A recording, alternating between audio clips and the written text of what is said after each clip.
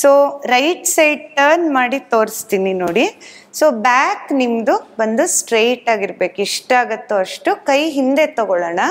So hold your right wrist with the left palm. Slowly inhale, send your shoulders back, drop your neck back, take A deep breath in, slowly breathe out and bend forward. So inhale ಮಾಡ್ತಾ ನಾವು arch back ಮಾಡೋಣ. So ಇದು ಮಾಡೋದ್ರಿಂದ ನಮಗೆ ನಾವು ಯಾವಾಗಲೂ ದಿನಾಗಲೂ ನಾವು ನಮ್ಮ ಪಾಸ್ಚರ್ ಮೇಲೆ ಅಷ್ಟು ಅಟೆನ್ಷನ್ ಕೊಟ್ಟಿರಲ್ಲ, ಅಷ್ಟು ಗಮನ ಕೊಟ್ಟಿರಲ್ಲ.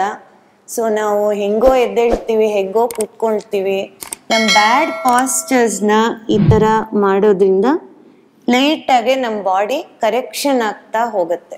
ಸೊ ನಿಮ್ಮ ಪಾಸ್ಚರ್ ಕರೆಕ್ಟ್ ಆದಂಗೂ ನಿಮ್ಮ ಬ್ಯಾಕ್ ಪೇನ್ಸು ಮತ್ತು ಸ್ಟ್ರೈನು, ನೆಕ್ಕಲ್ಲಿ ಆಗೋವಂಥ ಸ್ಟ್ರೈನು ಇದೆಲ್ಲ ಕಮ್ಮಿ ಆಗುತ್ತೆ. So but do this with the breathing. Inhale up, exhale, slowly down. So ಕೈ ಮುಂದೆ ಸ್ಟ್ರೆಚ್ ಮಾಡಿ. Will hold the Pasteur. So ಪ್ರತಿಯೊಂದು ಪಾಸ್ಚರು, ಆಸನ ನೀವು ಹೋಲ್ಡ್ ಮಾಡಬೇಕಾದ್ರೆ ಬ್ರೀತ್ ಮಾಡಬೇಕು. ಎಷ್ಟಾಗತ್ತೋ ಅಷ್ಟು ಡೀಪ್ ಇನ್ಹೇಲ್, ಎಕ್ಸೇಲ್ ಮಾಡೋಣ. 1 2 3 4 5. Slowly inhale, come up. So ನೀವು ಬಿಗಿನರ್ ಲೆವೆಲಲ್ಲಿ ಇದ್ದರೆ ಫುಲ್ ಬೆಂಡ್ ಮಾಡೋಕ್ಕಾಗೋದಿಲ್ಲ. ಅವಾಗ ಅದು ತಪ್ಪಲ್ಲ. ನಮ್ಮ ಬಾಡಿಗೆ ಎಷ್ಟಾಗತ್ತೋ ನಾವು ಅಷ್ಟು ಮಾಡ್ತಾ ಹೋದರೆ ಒಂದಿನ ಈ ಥರ ಫುಲ್ ಬೆಂಡ್ ನೀವು ಮಾಡ್ಬೋದು. Okay, so will go back to the next one. ಇವಾಗ ಬಾಡಿನ ಈ ಥರ ತಗೊಳ್ಳೋಣ. ಸೊ ನಮ್ಮ ಸ್ಪೈನಿಗೆ ಸ್ವಲ್ಪ ಕೆಲಸ ಕೊಡೋಣ, ಸ್ವಲ್ಪ ವರ್ಕೌಟ್ ಮಾಡಿಸೋಣ ನಮ್ಮ ಸ್ಪೈನ್ಗೆ. ಟೇಬಲ್ ಟಾಪ್ ಪೊಸಿಷನ್ ಅಂತ ಈ ಪೊಸಿಷನ್ಗೆ ಬನ್ನಿ. ಓಕೆ, ಸೊ ಇದರಲ್ಲಿ ನಿಮ್ಮ ಕಾಲು ಮತ್ತು ಕೈ ಎಲ್ಲ ಈಕ್ವಲ್ ಡಿಸ್ಟೆನ್ಸಲ್ಲಿ ಇರಬೇಕು. ಸೊ ನಿಮ್ಗೆ ಗೊತ್ತಾಗ್ತಾ ಇಲ್ಲ ನಾನು ಯಾವ ಡಿಸ್ಟೆನ್ಸಲ್ಲಿ ಇಟ್ಕೋಬೇಕು ಅಂದರೆ, see your knee should be half an arm width away, ಈ ಥರ. ಓಕೆ, ಒಂದು ನೀ ಬಂದು ನಿಮ್ಮ ಕೈ ಫಿಂಗರ್ಸ್ ಹತ್ರ ಬರಬೇಕು, ಇನ್ನೊಂದು ನಿಮ್ಮ ಎಲ್ಬೋ ಹತ್ರ. So from here we will connect elbow and knee together.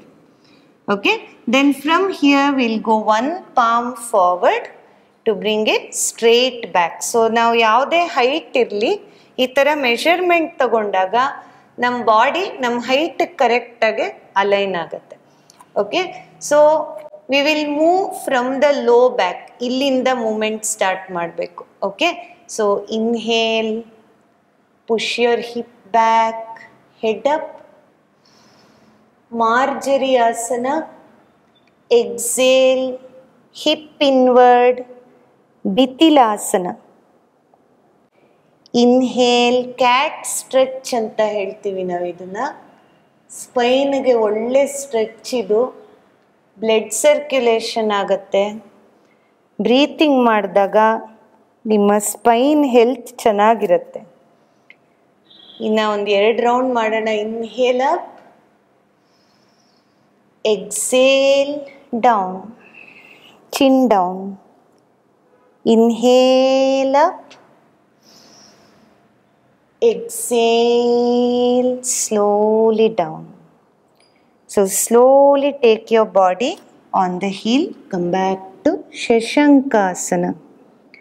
So ನಿಮ್ಮ heel ಮೇಲೆ ಬ್ಯಾಕ್ನ ರೆಸ್ಟ್ ಮಾಡ್ತಾ ಕೈ ಸ್ಟ್ರೆಚ್ ಮಾಡಿ ಇಡೀ ಸ್ಪೈನು ಮತ್ತು ನೆಕ್ನ ಕೊಲ್ಯಾಪ್ಸ್ ಮಾಡ್ತಾ ಬ್ರೀತ್ ಮಾಡೋಣ.